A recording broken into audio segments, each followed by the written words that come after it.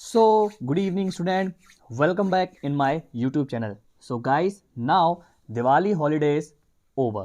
Okay, now Diwali holidays has over. Now it's time to continue our English grammar class. All right. So today we will do the last tense of this session. That is future perfect continuous. Okay. So this is the last tense of tense series. All right. So without wasting time, let's start today's session. Okay. So guys, this is our tense number 12, future perfect continuous. Alright, ये हमारा जो tense series का आखिरी tense है.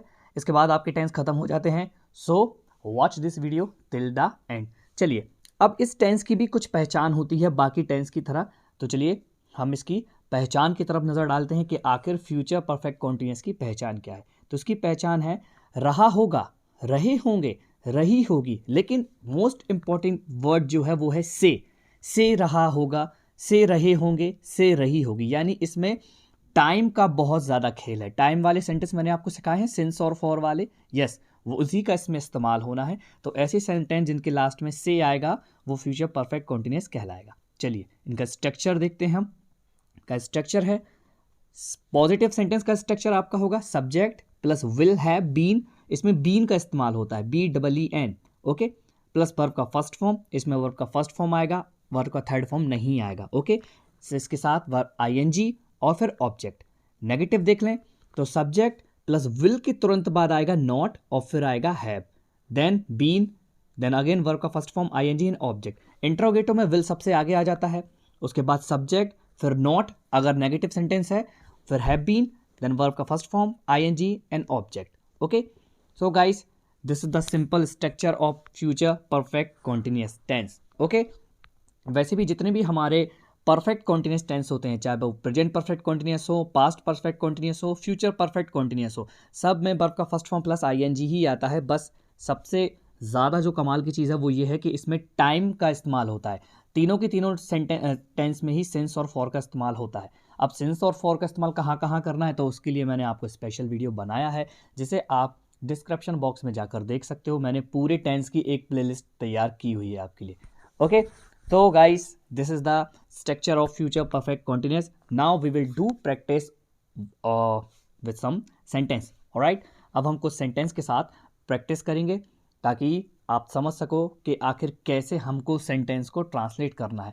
वैसे इतने सारे tense में हम सेंटेंस को ट्रांसलेट करते आ रहे हैं, तो इतना तो आप समझ ही गए हो कि सेंटेंस बिना स्ट्रक्चर के ट्रांसलेट नहीं होते हैं. स्ट्रक्चर लर्न करना बहुत ज़्यादा ज़रूरी है. चलिए कुछ सेंटेंस लेते हैं हम यहाँ पे. सेंटेंस है, राम 2 घंटे से घूम रहा होगा. ओके, राम 2 घंटे से घूम रहा होगा. स्ट्रक्चर मैंने आपके लिए लिखा दिया है ताकि आप उसको देखकर ट्रांसलेट कर सको. तो इसका आंसर बनेगा simple, Ram will have been walking for 2 hour. Ram will have been walking for 2 hour. Okay, for का इस्तेमाल क्यों हुआ है? क्योंकि यह 2 घंटे से घूम रहा है. कौन से 2 घंटे ये नहीं बताया गया. तो जब ड्यूरेशन ऑफ टाइम की बात होती है तो फॉर का इस्तेमाल होता है.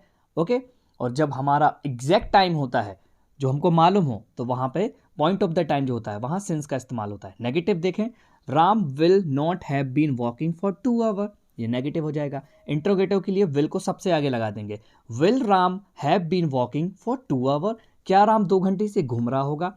अब आपको कमेंट सेक्शन में ये सेंटेंस बनाना है, क्या राम 2 घंटे से नहीं घूम रहा होगा, जिसमें नेगेटिव प्लस इंट्रोगेटिव दोनों आएंगे. इसीलिए मैंने आज के इस वीडियो में सिर्फ 3 फॉर्म में ही सेंटेंस को कन्वर्ट किया है. लास्ट का चौथा आपके लिए होमवर्क रहेगा, वो आपको मुझे कमेंट सेक्शन में कमेंट करना है. बताएं क्या होगा. राम 2 घंटे से नहीं घूम रहा होगा, इसको आप लोग ट्रांसलेट करोगे.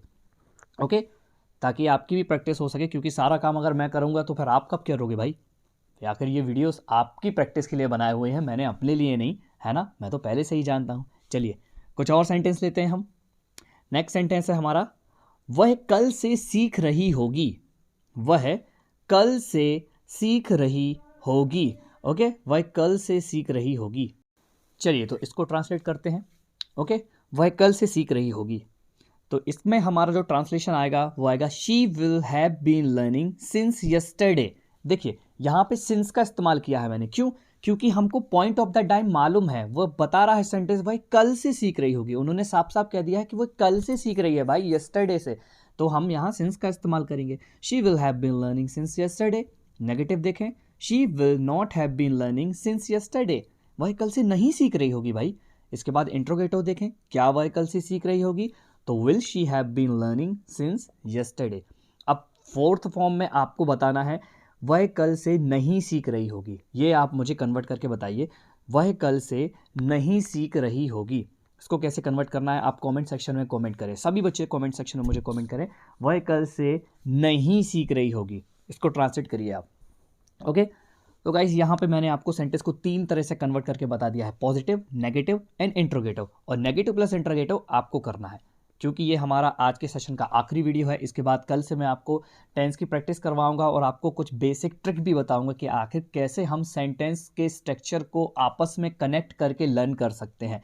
ओके, टेंस के बाद जो हमारी नेक्स्ट क्लास शुरू होने वाली है वो हमारी मॉडल्स, आर्टिकल्स और स्पेशल कैप्सूल पे रहेगी। ओके, जो हमारी इंग्लिश को ब्यूटीफुल और अट्रैक्टिव बनाते हैं, तो वो सारे के सारे स्मॉल स्मॉल थिंग्स जो इंग्लिश में हम इस्तेमाल करते हैं वो सारे के सारे मैं आपको सिखाऊंगा अब कल से। ओके, चलिए, तो ये थे हमारे आज के सेंटेंस। अब बारी है आपको कुछ होमवर्क देने की। ओके, क्योंकि बिना होमवर्क के तो बात बनेगी नहीं, तो मैंने कुछ होमवर्क के लिए सेंटेंस आपके लिए तैयार किए हुए हैं जिन्हें आप सबको सॉल्व करना है। ऑलराइट, तो ये रहे कुछ सेंटेंस जो आपके होमवर्क के लिए हैं। क्या हम घर जा रहे होंगे, शैली खाना बना रही होगी, राहुल क्रिकेट देख रहा होगा, हम सुबह उठ रहे होंगे, वह दूध पी रहा होगा। देखिए सभी में रहे होंगे, रही होगी, रहा होगा लास्ट में आया है, क्योंकि यही तो पहचान है भाई फ्यूचर परफेक्ट कॉन्टिन्यूअस टेंस की।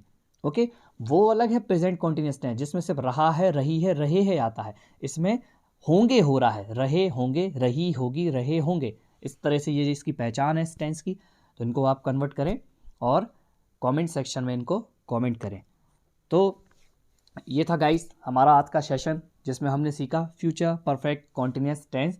और यहाँ जितने भी बच्चों ने मेरे साथ कॉन्टिन्यूअस क्लास की है लगातार क्लास 1 से लेकर क्लास 12 तक, बीच में कुछ हॉलीडेज़ रहे उससे कोई फ़र्क नहीं पड़ता, वो आपके लिए भी ज़रूरी भी है हॉलीडेज़, क्योंकि थोड़ा रिलैक्स करना भी ज़रूरी है। हम सबके लिए फेस्टिवल था क्योंकि हमारा प्यारा दिवाली, और साथ ही साथ इंडिया पाकिस्तान का क्रिकेट भी था, जो क्रिकेट प्रेमी हैं उनको क्रिकेट भी देखना था, तो ऐसे में कौन पढ़ना पसंद करेगा। हालांकि मैंने क्रिकेट वाले दिन भी क्लास लगा ली थी।